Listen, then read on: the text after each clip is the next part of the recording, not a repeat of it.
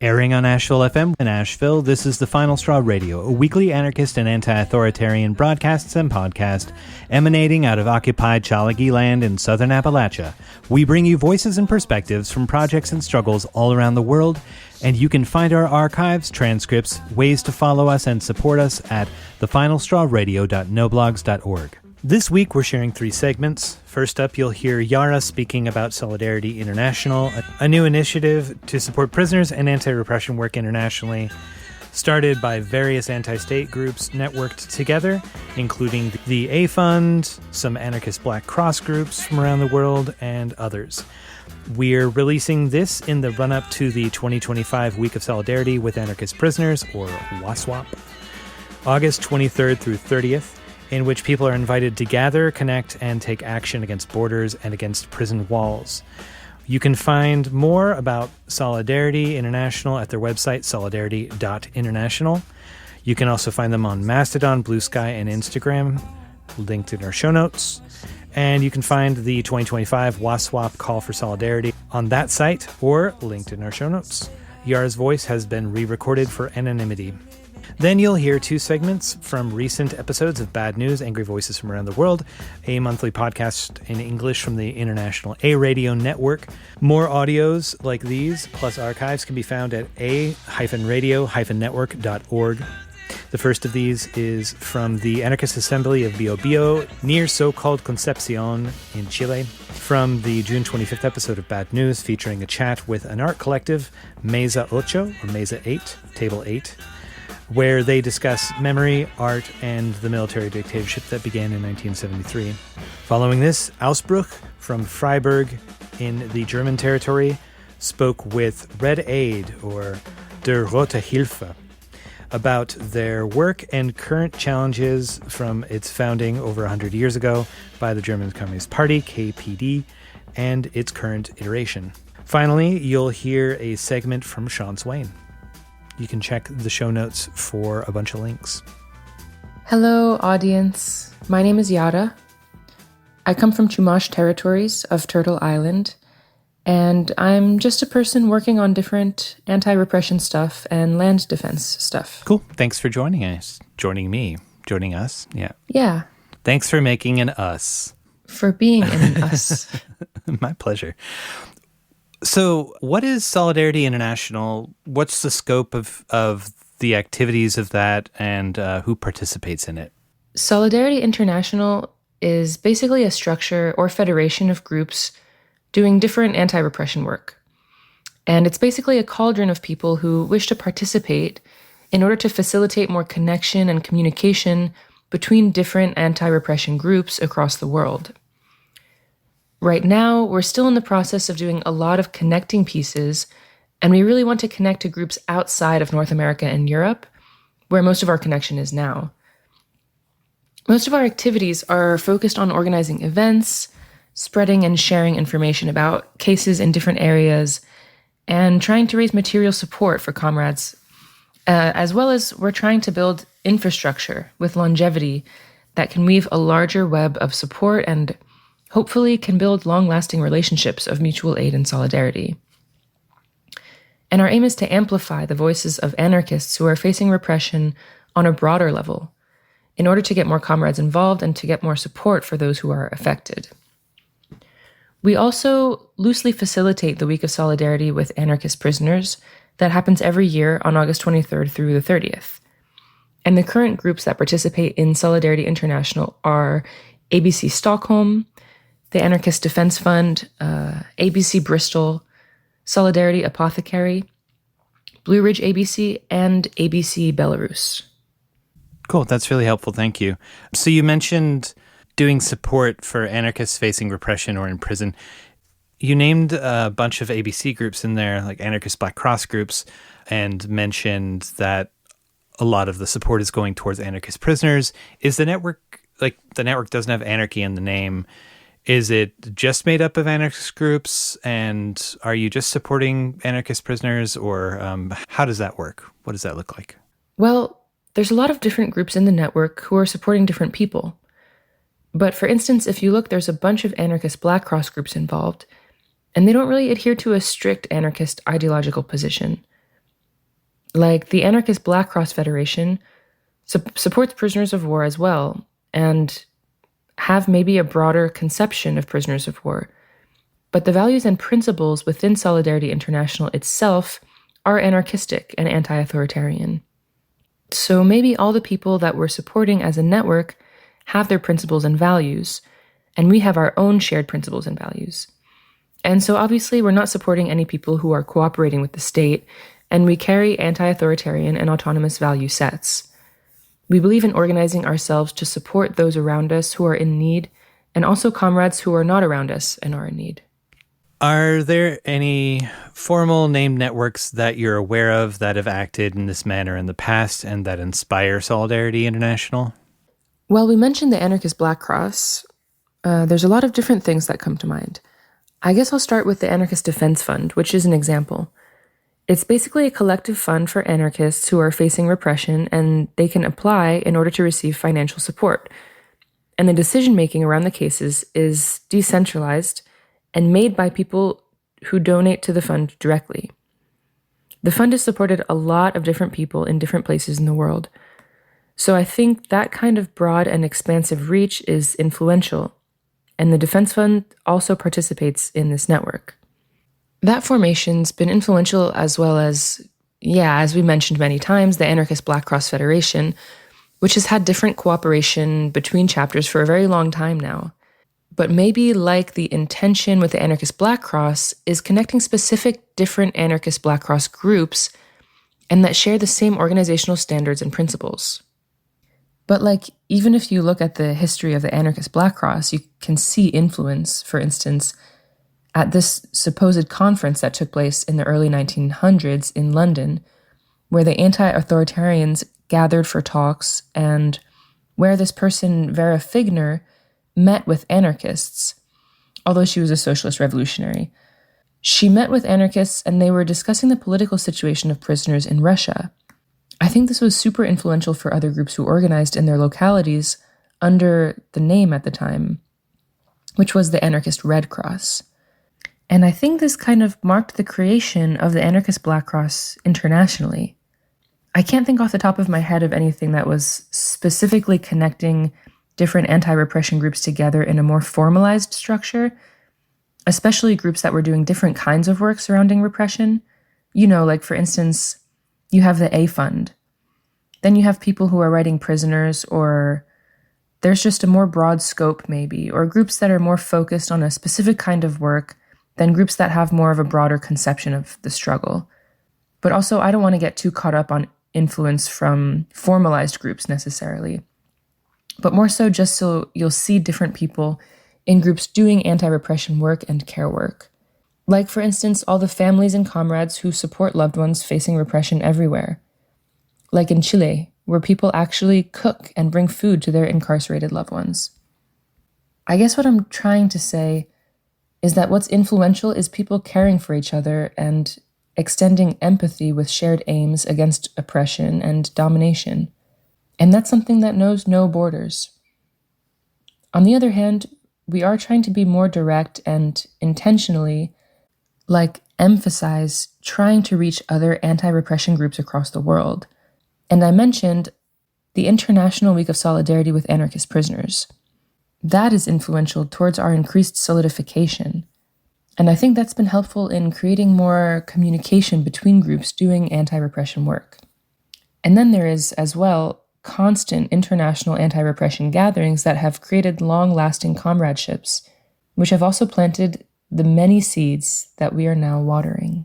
So considering how most repression happens under national or subnational, say in the US or, the state or the county, and in Canada, it might be provincial basis, why have you created this international formation? Doesn't it seems like groups are going to be facing different legal predicaments wherever they are facing repression, no? Yes. I mean, states have and will continue to operate on an international level. As anarchists and anti-authoritarians, it's important to create a shared analysis on the formation of the state and the way states use different tactics in order to hold power and hegemony. While states have these national and subnational laws, In the end, they're all used for the same thing. Despite different intensities of repression and different strategies the states are using. So yeah, the state's repressive agencies are always operating on an international level. Why should we not also be? I mean, not only for this reason, there are clear financial differences between movements also, which makes it crucial for people who live in areas that it's easier to get finances or it's easier to hold events to raise finances or awareness. For instance, even the divide between Western and Eastern Europe is huge. There's a massive divide, financial and also with knowledge as well. A lot of comrades in Western Europe don't even know about cases and repressions of Eastern Europe, or even just maybe say, for instance, between France and Italy or something, which is really surprising. It can make a huge difference in places where there's more anarchist and leftist community to spread information and organize from there for groups who don't have that same access. International networks are really important for ensuring this wealth gets distributed to comrades who are in dire need and are struggling with almost access to no material resources.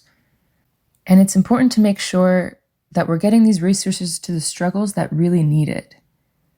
And this can only really happen if we have resilient relationships with comrades across the globe. I think it's important to imagine an anti-repression network within a city or a region that's not only up to date on struggles of anarchist circles in other countries or continents, but is actually committed to building relationships of solidarity and mutual aid across borders. So this could even look like just collectively raising funds to send to comrades, or updating knowledge and information, or just keeping up of relationships with long-distance communications and visits and hosting comrades, and always trying to share resources, basically in different contexts and ideas. We can actually see that our struggles are entangled and see the international entanglements of the global system and our struggles against it. Many anarchists are aware of different struggles through news reports or communiques or social media, but I think there's a massive distance or divide between kind of this, just casual consumption versus a really deep relationship building that is needed for effective and meaningful struggle. And we hope that Solidarity International can be a piece of this anti-repression relationship building on a little bit of an international scale. But generally, the discourse around repression in prison conditions and cases and charges could use a much wider perspective. We, and by we, the big we, I mean, those of us who are struggling against power in all of its various forms, could benefit from creating a deeper analysis of state repression beyond the borders of where we live, to build common understanding of how states react to dissent. And I think this could sharpen our movements and strengthen our collective abilities for self-defense. Oftentimes, I think we're thinking really locally, which is incredibly important, but there are also comrades in places beyond our own ecosystems that need support and can also influence our local struggles and capacity to defend ourselves better. And I think, as we know, but it's harder in practice to see, that we are connected in our struggles. And that connection and empathy that we have for our localities could extend. I think this also includes comrades who are doing anti-repression work. So I think by creating this kind of big cauldron of groups with different experiences and skills and languages and connection to different cases and groups, we'll be able to extend our capacity for solidarity and get more material support for the affected communities. Yeah, I also wanted to mention this kind of, I don't have the best word for it, but maybe this inverse nationalism that's happening, or that happens within even anti-repression work or anarchists and leftists or anti-authoritarian communities and their localities, where the focus is so strongly on people in those same localities who are incarcerated or in prison, where it's almost like that empathy or that connection is actually just based off having a shared experience of place or of community, or It's almost this struggle to imagine or to realize that we are interconnected and the conditions of comrades in different places do have a direct influence. So I think a question we're now asking, or a question that Solidarity International is trying to answer a bit, is this.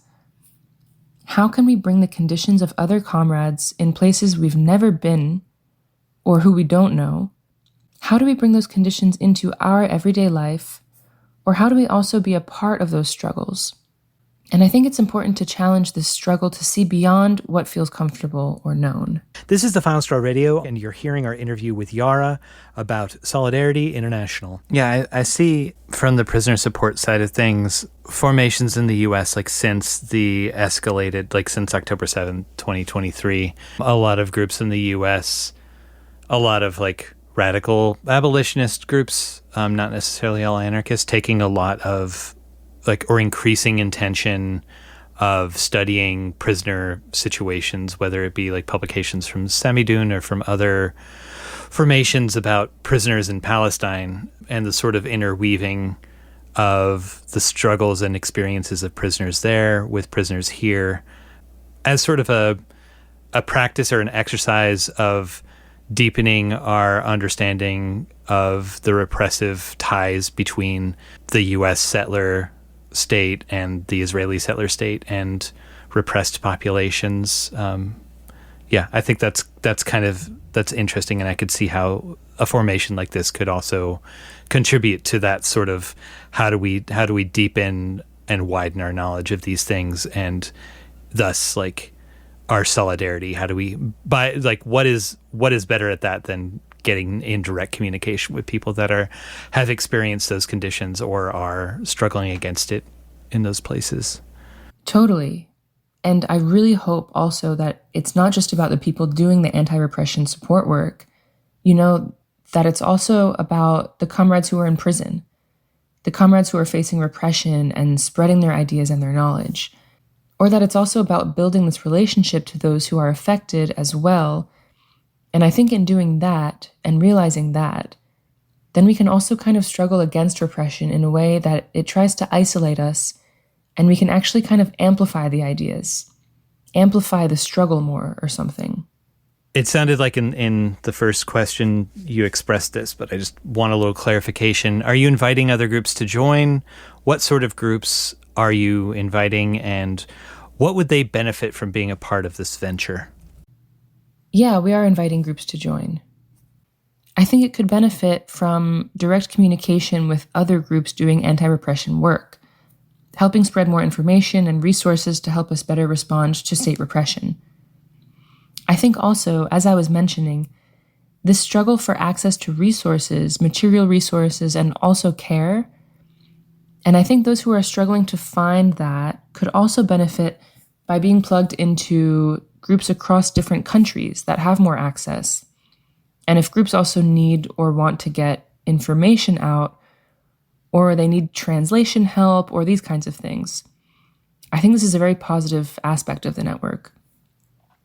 There are different requirements for groups who wish to join, and you can find out more by emailing us.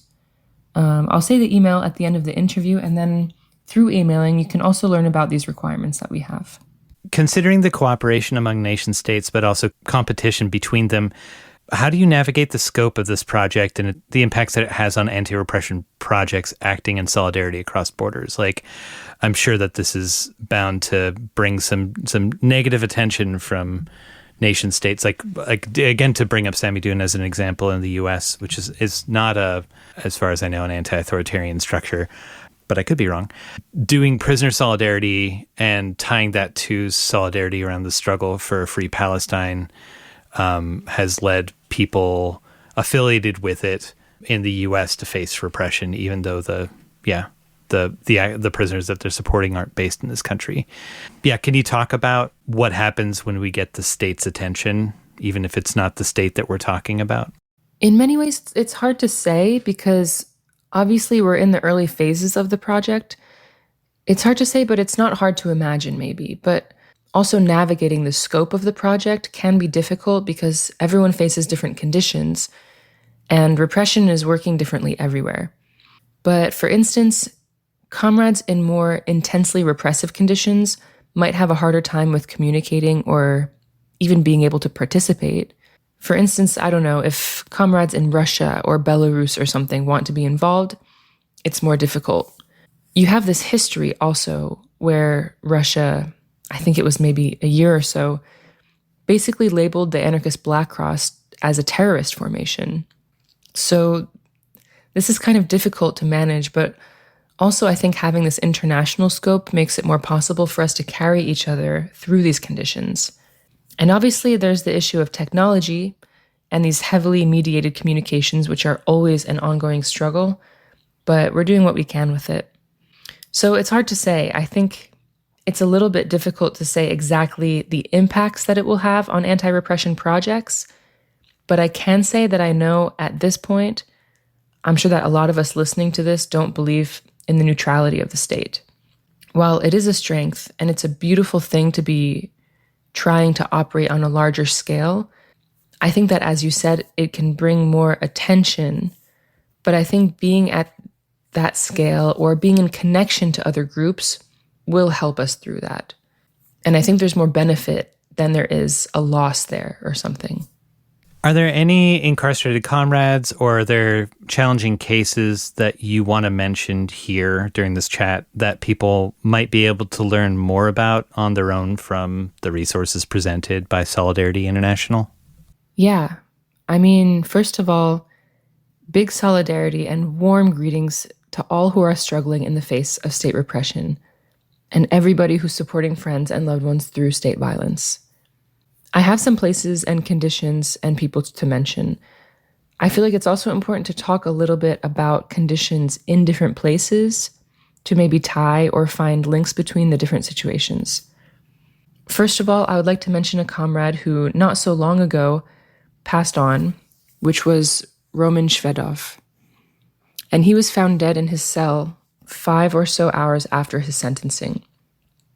He was sentenced for attacking an administrative building and protests against the war in Ukraine. I also want to just mention the conditions for comrades in Russia and Siberia and Belarus, which are very highly repressive. There were at least 1,116 or so cases against anti-war dissidents in Russia. And as I mentioned earlier, it's important to mention that the anarchist Black Cross in Russia was labeled a terrorist organization, which isn't really surprising. But I think it's important because I think sometimes, like for instance on Turtle Island, the conditions are intensifying.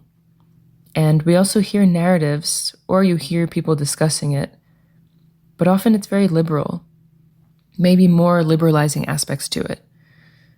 I think it's important to connect the conditions in other places to see how people are still struggling and find ways through these conditions. Yeah, I also wanted to mention the friends in Germany and Hungary and France and Italy, like who are on the run and also in prison and being charged in relationship to the Budapest complex and the cases that are kind of loosely trying to be tied to it as the state does. I want to mention Maya T., who's a queer comrade who's currently in prison in Hungary in really terrible conditions. And there's a lot of different cases right now ongoing in Germany against anti-fascists. I would encourage people to look into those cases and try to support and write to people. I would also like to mention the cases against Mariana and Dimitra, who are friends of the fallen comrade Kyriakos Zimitiris in Greece, who are being accused of terrorism and formation of a terrorist group. There are these 4 women comrades in Iran also. Their names are Sharifeh Mohammadi, Pakhshan Azizi, Verishe Muradi, and Nasim Simiari. They're all facing death sentences and charges of so-called armed rebellion against the state. It's important to look into. A lot of people, a lot of comrades don't know about this. There are 61 comrades who are being charged with domestic terrorism in connection to the Stop Cop City movement in Atlanta, Georgia. 42 of them are being charged with first-degree arson. Yeah, I want to mention those cases. I feel like people on Turtle Island are mostly aware of them, but people in other places are aware of the Stop Cop City movement, but they're maybe not connected to the ongoing repressions that are happening. And right now in Italy, there's this so-called security decree, which is basically a series of restrictive amendments that are being proposed under the guise of protecting children and fighting terrorism. And these are basically a set of measures targeting protests, all different kinds of protests, by toughening the penalties for damaging public property or blocking traffic or resisting so-called officials. And it also includes a new crime of rebellion in prison. And so it's also applying to detention centers for migrants. This means that those who engage in hunger strikes or any kind of resistance acts in prison also can be charged, for instance, for hunger striking. They're trying to make it that you can be charged for, you can have 2 years added onto your sentence. And within this set of laws, they're also trying to offer legal protections for police and armed forces. And the state is offering to cover part of their legal fees during criminal proceedings, the legal fees of the police services and the armed forces. I wanted to mention different conditions because it's important to feel a sense of humbleness and interconnectedness around different struggles that are happening and how all of our repressive conditions are linked, and kind of to understand the reality that we're facing. So how can folks learn more, be in contact, and support the efforts of Solidarity International? Folks could organize events. They can do stuff for the Week of Solidarity with anarchist prisoners, spread information, and connect to other groups doing anti-repression work. Yeah, really just reach out and try to connect more with us, or even just with other groups in their areas. It doesn't have to be directly about Solidarity International. It's mostly about broadening our web of support. Also building relationships with incarcerated comrades, writing people, despite them being in the country that you live in or not. You know, international postage stamps are a thing. I think it's really important. Yeah, do the thing in your own region, but let's try to expand anti-repression work so there are more people doing it. So it's not something that is specialized and is maybe more common. But if you want to directly reach us, you can email contact@solidarity.international, and we can discuss more details. Currently, we can communicate in English, Swedish, Belarusian, Russian, German, Spanish, and Kurdish. Great. And what's your web presence like? Are there any social media that people can find you on? Do you have a website that we could direct people to learn more or find out about some of the struggles engaged by some of the groups that are involved in it? Yeah, if you search or find our website, it's solidarity.international, and you can just put that in a little search bar, and on there we will have links to our Blue Sky and Mastodon, and you can reach us there. Great. Yara, thank you so much for having the conversation. Any last thoughts that you want to share? No, I just want to send warmth to everybody who are struggling under the kind of cold clamps of repression. And again, all those who love those who are. I think it's important to emphasize that it's not just about the people who are affected or people who are directly affected by state repression, but the conditions for their loved ones as well. And this is just such undervalued work that it's hard to get people to do or care about at times, and I hope that we can. I hope we can try to think more about it, and it brings good discussions, and I look forward to, or we look forward to hearing from people. Fire to the prisons. Thank you very much for having Fire us to the chat. prisons. Yes. Thank you. Awesome. Just in case there's time for this, here's a brief reading of the statement for the Week of Solidarity for Anarchist Prisoners. So this is from solidarity.international's website. We call you for actions during Week of Solidarity with Anarchist Prisoners, 23rd until 30th August 2025. Please send us your events and actions at tillallarefree@riseup.net. Against Prison Society, towards connection. Standing at the exterior of the prison, we are greeted with the stark reality of alienation and separation. A wall, a fence, guard towers, surveillance cameras, concrete boxes, and steel cages aimed at keeping the accused and guilty separate from the rest of society. Concepts of rehabilitation and repentance constructed from ideologies of states in order to hold on to and secure their power, to freeze territories with fixed national identities, and to punish whoever falls outside of their notions of legality, progress, outside of their morality and capitalist value. The thing is, once we stand outside the walls of the prison, we realize that it is a touchable construct. It's a wall, it's concrete, it's material. Those who keep it functioning are living beings. Yes, prisons isolate us, but they isolate us as much as we let them, as soon as we accept them. The walls become fixed and permanent to those of us on the outside as soon as we forget and accept the separations they impose. Those on the inside of the boxes can't forget, as it is every day they are confronted with the harsh reality of life on the inside. As long as states exist, there will be prisons, and we will find ourselves within their walls. It is in the carrying forth of memory that we continue the struggle and life of comrades who have died before us.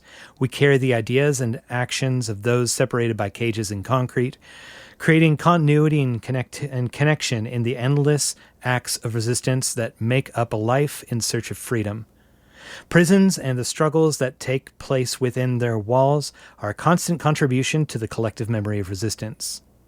Whether in the bowels of totalitarian dictatorships or in the heart of social democracy, where state violence has a different flavor, states hold no breath trying to put out the fires of subordination and resistance, where even having ideas that pierce its constructs can put you in its crosshairs, under its at times seemingly all-pervasive gaze. We recognize solidarity in its many forms, from connections and friendships to exchanges of ideas and dialogue to shared moments of attack. Our comrades remain not isolated, but continuous breathing parts of our struggle. In solidarity with those sneaking past the border walls, those on the run, in exile, in the deepest isolation chambers of solitary confinement, those who died in action, the criminalized, against all prisons, we choose a life of tension and insubordination in the search of connection. You cannot bury the force of life. On with the show. This is The Final Straw Radio, and you heard our interview with Yara about Solidarity International. The Final Straw is a proud member of the Channel Zero network of anarchist podcasts, and here's a jingle from another member of CZN. The Frontline Herbalism Podcast is a show for people who love plants and care about liberation. Plant knowledge, medicine-making tips, interviews, and advice on how to skill up to strengthen collective autonomy, self-defense, and resilience to climate change, capitalism, and state violence. Find the podcast at solidarityapothecary.org/podcast.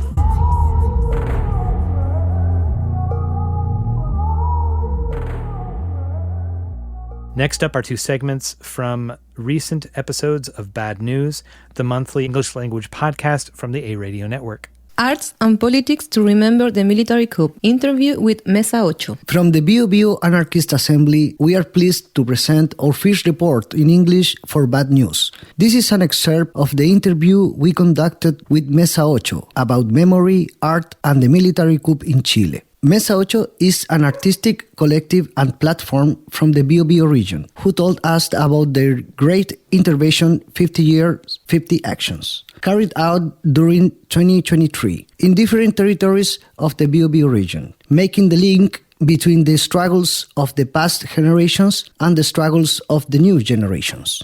Welcome! We want to know, what is Mesa 8?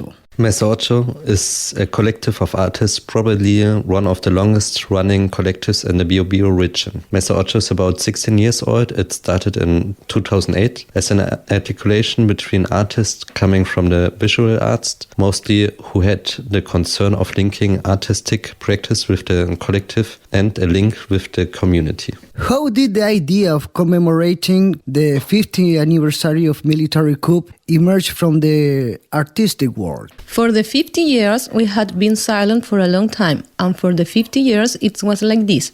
We have to do something, that is to say, something. The city of Concepción had something to say. The Biobío had something to say. It is very relevant to the way in which we understand the artistic practice, and therefore we say, go. We say, let's go, let's go. That was the first conviction that it was super necessary to do something. We still didn't know what to do. But there was that desire and that need to want to do it. And there was the desire, and there were the 40 action, which was like the reference that had happened 10 years ago. We just knew that this time, for example, it could not be as precarious as in the 14th, that we had to dignify the artist a little bit, even if it was not a great resource. We had to get something to be able to pay the artist to make a good record, as if we had to have a standard there.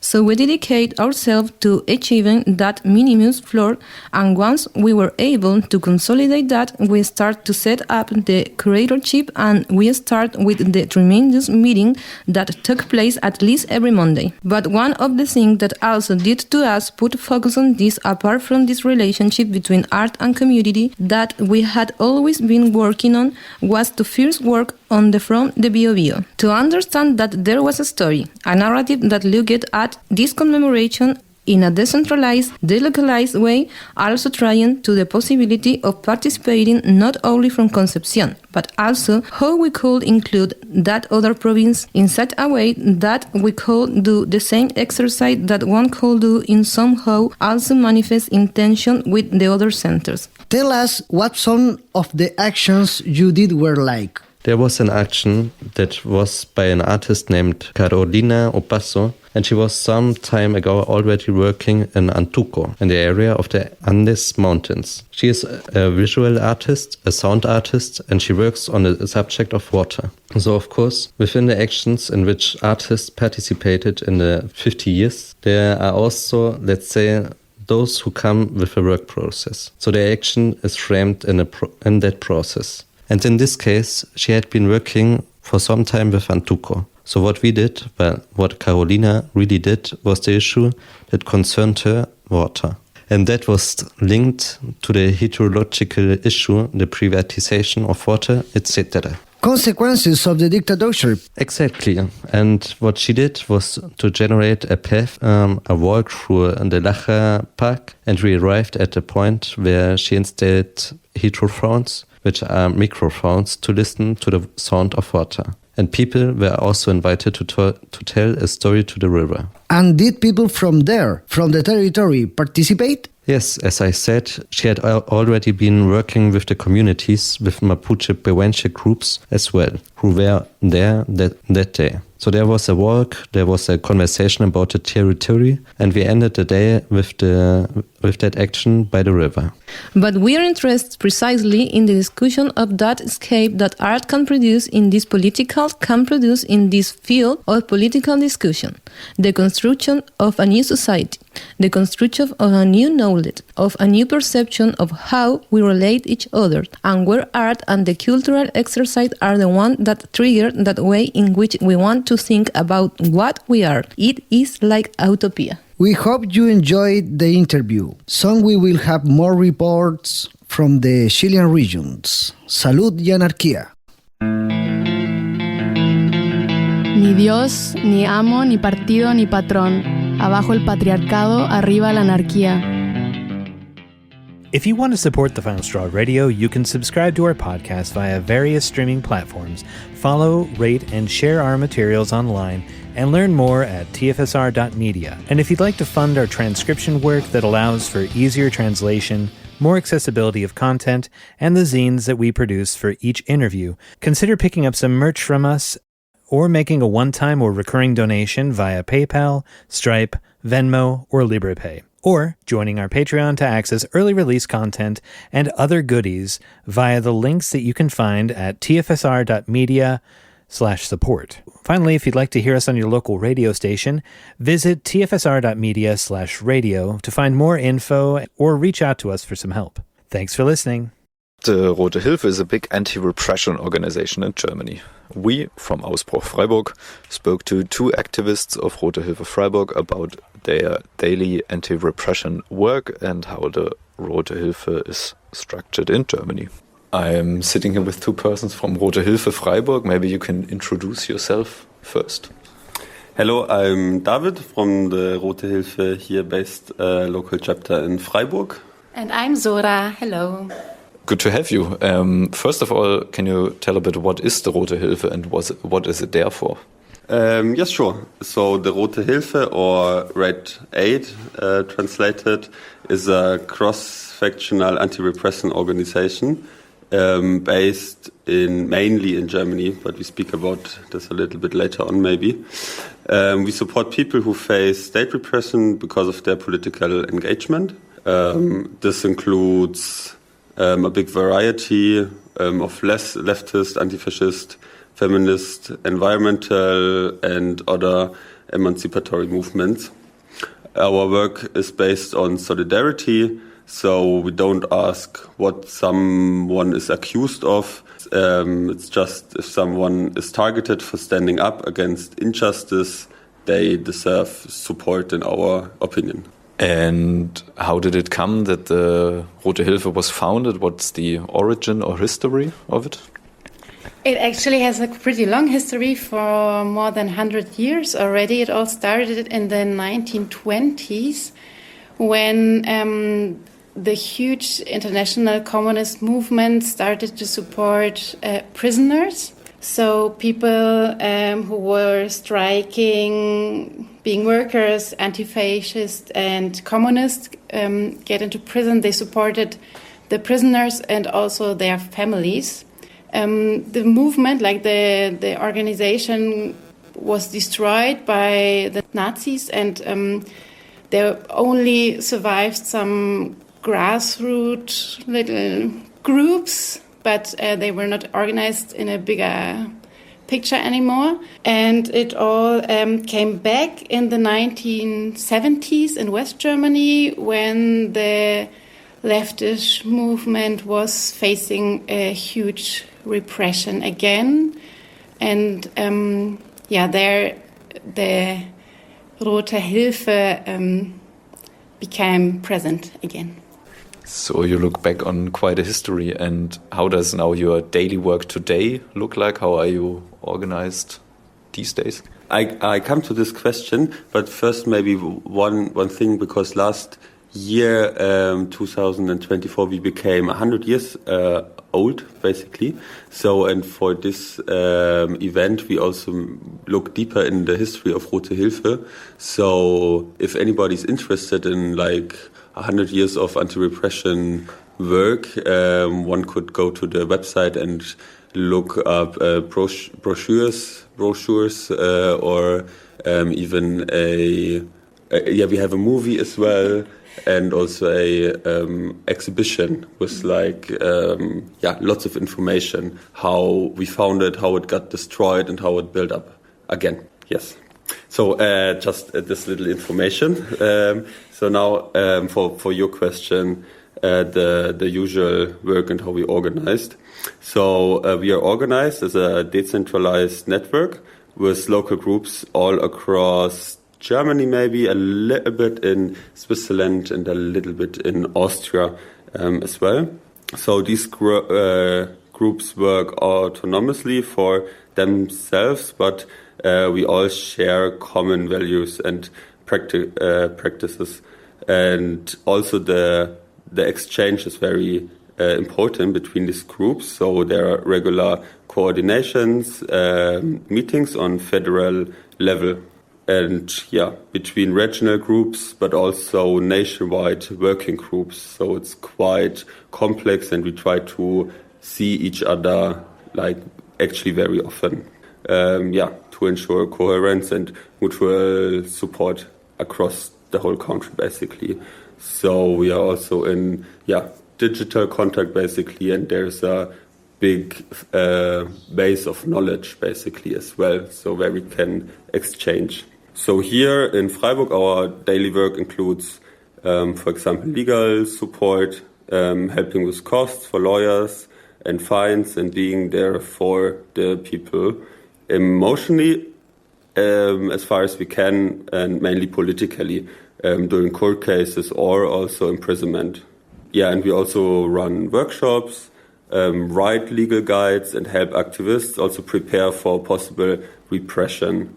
So the basic idea is no one should have to face the state alone. That sounds good. And do you know about any similar structures in Germany? Are there other groups where you are working with, or also in other countries? You already spoke about Switzerland and Austria. Yes, absolutely. There are quite many groups, luckily. So besides Rote Hilfe here in Germany, there is EA, Ermittlungsausschuss, who's supporting people who are facing repression and also doing like a demonstration watch. But you will hear about it more from the EA. There are other groups who are also internationally organized, like the ABC, the Anarchist Black Cross, who started from like an anarchist movement and is supporting prisoners from an international perspective. And there is also Azadi, a group that is supporting Kurdish people who face repression from a state side. And then there are, of course, also like autonomous cop watch groups all over Germany and in other countries as well. What is unique with Rote Hilfe is, on the one side, that we are pretty big. So it's an association. There are almost 18,000 members who make it possible not only to support people from like a political perspective, but also financially. And with this financial contribution, we can guarantee a stable and broad base to provide concrete solidarity and financial support. And it also makes it possible to not only respond to repression, but also to prepare for it and prepare people who face repression in court cases, but also going to prison and have like prison support groups, etc. And if people now need to get in contact with you, how can they do it and what's happening then? So getting in touch with us, normally it's pretty easy if people know us. So as we already said, we have local groups all around Germany or the German-speaking countries. So the best thing is to go to these local groups and speak about the case you have. Otherwise, you can also just visit the website, rote-hilfe.de. So either you write directly, or the best thing would be to search for your local group on this website and write the local group directly. The email communication is very reliable, I would say. So we like to write also encrypted emails through PGP. Normally every local Rote Hilfe group has a PGP encryption. That's a big plus when dealing with sensitive information. That said, you can also contact us without PGP, of course, and you will get a response, and we will help you out as well. So if someone is facing repression, whether it's a police search, an arrest or court case, so it's a variety of repression, you can just reach out to us. We help to connect them with experienced lawyers, explain legal processes, take the fear away, and in many cases we can help cover legal and trial related costs as well. So more than that, we make sure people aren't left alone. Like, that's the base we are working on, because we don't see solidarity as a service, so we are not people who give a service. It's something we are practicing together as well. And I assume that's quite a lot of work to do, but how is it currently? Are there any challenges or things where your work is affected by the current political situation when you're working all over the German-speaking countries? Yes. When we reflect it, we would say that there is a deeper crisis based on capitalism and nationalism that is also affecting our work. So we are facing like a structural deadlock, not only socially, but also economically and ecologically, and militarization is the answer. So the system is shifting to the right, and more nationalism also means more repression. So At this time, there are criminal trials like Antifa Ost or the so-called Budapest complex, where anti-fascists are harshly being targeted. People are facing very long prison sentences, and the repression is sending a clear signal to trying to make people struggle or stop their political work. It is alarming. And not only the anti-fascist movement, but also the climate activism is we see a growing number of civil lawsuits, and this means very massive financial repression. So it has the clear aim to intimidate and isolate, and it is a work which is very important to not only stand beside, but to do something against it. Yeah, totally. And with all this work, how can people support you? How can they maybe, I don't know, give donations, support your work, take part? Actually, there's a wide variety to support. So yeah, as just stated, times get harsh, so it's very important to come together and to solidarize as well. So you can, of course, become a member to Rote Hilfe and give monthly donations. That's basically the financial base we are working on, and this also takes away the fear of activists if they have to pay money to the state for their activism. So first thing is to become a member from Rote Hilfe.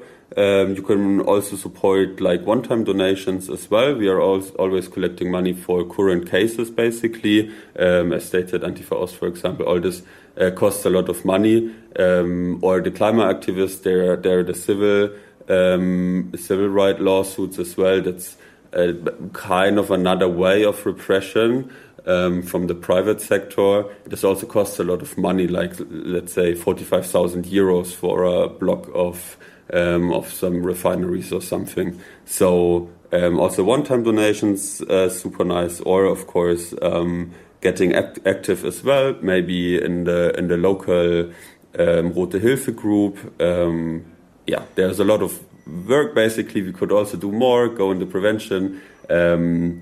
Talk to younger activists who newly come into the movement and talk to them like that we are here and how we work and everything. So that's also a very nice way of supporting, like get organized, like it's really the time for it. Or like also talk to friends and comrades about repression. What's the way out of it? You can also get the info and material from our website. Get informated yourself. Speak to your friends, like share this information. Sharing is caring. That's also a nice way to support us or like yourself or your movement as well. Prepare together and don't let the fear isolate us. It's very important. Because in the end, the solidarity is our strongest tool in this crisis. And solidarity isn't a service, it's something we practice together, so let's practice. Yes. And now some words from anarchist prisoner Sean Swain. I'm not much of a fan of conspiracy theories.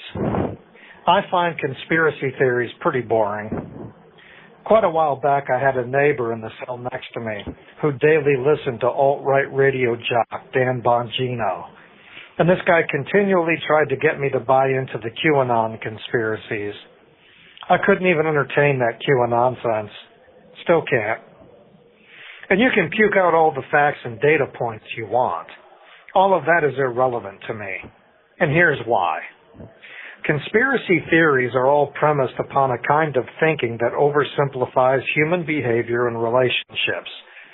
Moreover, it treats any grouping of humans as a kind of monolith. Let's take the QAnon nonsense, which is the foundations for what has metastasized into this Jeffrey Epstein thing. At the foundation of QAnon nonsense is a conclusion that the world is being run and manipulated by a secret cabal of child-molesting satanic Democrats.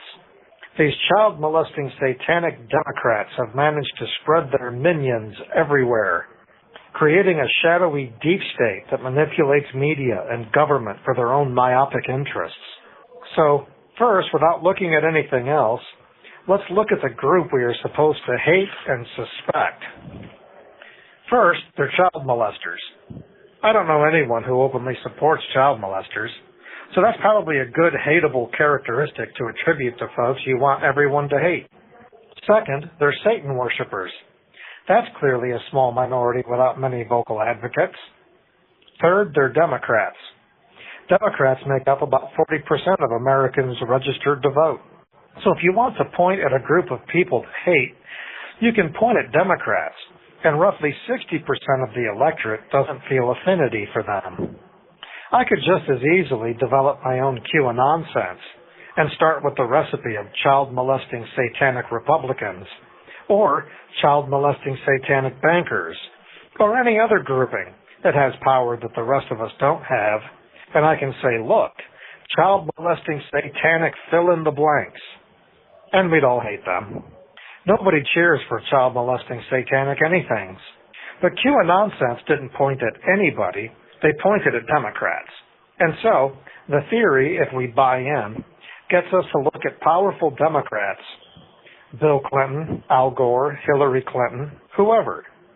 And through the slanderous lens of them being secret satanic child molesters, we seek to connect the dots of their behavior, their observed behavior, to attribute to them nefarious motive for furthering the aims and goals of their secret satanic child sex cult. It also encourages us implicitly to see their associates, all of their associates, and everyone with whom they have relationships, as involving themselves in this secret cabal. In other words, everyone we suspect stops being three-dimensional human beings with complex personal motives and varieties of relationships and internal struggles with their own morals and priorities, and they all become one-dimensional, non-thinking pawns in an elaborate plot against you and me. In other words, to buy into the most conspiracy theories, you must suspend everything you know about human motivations and human behavior. Those people, whoever they are not like us. Those satanic child-molesting whatevers are single-minded and unwavering and perfectly united in their collective plots. We know humans aren't really like that. None of us are. We are not that disciplined, that committed, that invested, that certain, that driven, ever, about anything. But when we're dealing with a conspiracy theory that creates an other, creates a them, creates a those people, we have to get tricked into thinking that maybe there is a group of people, a group totally unlike us, and maybe these successful and powerful people got successful and powerful just because they really are that disciplined and committed and invested and certain and driven. They are, after all, something very different than ourselves, those satanic child-molesting whatevers. Maybe they are also an anomaly when it comes to that collection of traits. Anyway, what I'm suggesting is that most conspiracy theories are geared towards stupid people. Stupid people are oblivious to the complex ways in which humans interact and think and feel. So stupid people are typically the broad base of those buying into a conspiracy theory. In the case of QAnon sense, the broad base would be stupid people who hate Satan worshippers and hate child molesters and don't feel an affinity for the Democratic Party. We're talking about millions of people ripe for the QAnon sense harvest. Now, let's get to the so-called evidence that folks might find persuasive, the ostensible meat on the bones of the conspiracy. And that brings us right back to Jeffrey Epstein. Epstein was a wealthy socialite, financier, and real estate mogul headquartered in New York with real estate holdings in the Palm Beach area. He had money and connections. We live in a world where money gets you access to power. Epstein got access to the wealthy and powerful. And given that he was in New York, his network of powerful associates were more often Democrats than Republicans. Then in the late 1990s, Epstein was exposed. He had been involved in a decades-long practice of luring, raping, and trafficking underage girls. He managed to get a sweetheart deal in Florida and then continued his predatory behavior, victimizing hundreds, maybe thousands. He got locked up on federal sex charges and then died in custody in 2019. So when it comes to the QAnon nonsense, Jeffrey Epstein is the central figure, and the evidence of vast conspiracy generally revolves around photos of Epstein with powerful people, mostly Democrats. And the argument is that others' associations with Epstein are the primary proof of their membership in a secret cabal of satanic child molesters. So, superficially at least, the conspiracy theory had some substance. All conspiracy theories do, at least the ones that are somewhat persuasive. JFK was really shot. Planes really crashed into the Twin Towers. Jeffrey Epstein was really a sex trafficker of underage girls who associated with powerful Democrats. It so happens one of the powerful registered Democrats who was Jeffrey Epstein's best friend for years during Epstein's most prolific trafficking of underage girls was another New York socialite and real estate mogul named Donald Trump. Yeah, that guy. Anyway, I'll pick up there next week. This is anarchist prisoner Sean Swain from the super duper uber mega ultra hyper turbo multi maxi max in Youngstown, Ohio. If you're listening, you are the resistance. You can still write Sean at his new old new again address at Sean Swain number A243205 OSP Youngstown 878 Coatesville Hubbard Road, Youngstown, Ohio 44505. You can find his past writings, updates on his case, hear his past audio, find out how to get his books, plus ways to contribute to his legal defense fund at seanswain.org. This is The Final Straw Radio. This show will later be archived at thefinalstrawradio.noblogs.org, and you can email us with questions and suggestions at thefinalstrawradio@riseup.net or thefinalstrawradio@protonmail.com. If you'd like to use any episode for your project or radio show, feel free to do so. Just send us an email to let us know. If you care to, you can send us letters at TFSR, P.O. Box 6004, Asheville, North Carolina, 28816. Programming support is brought to you by Firestorm Books. Located at 1022 Haywood Road in West Asheville, Firestorm is a bookstore and social movement space owned by its workers, in operation since 2008. Their event calendar and complete catalog of books can be found online at firestorm.coop.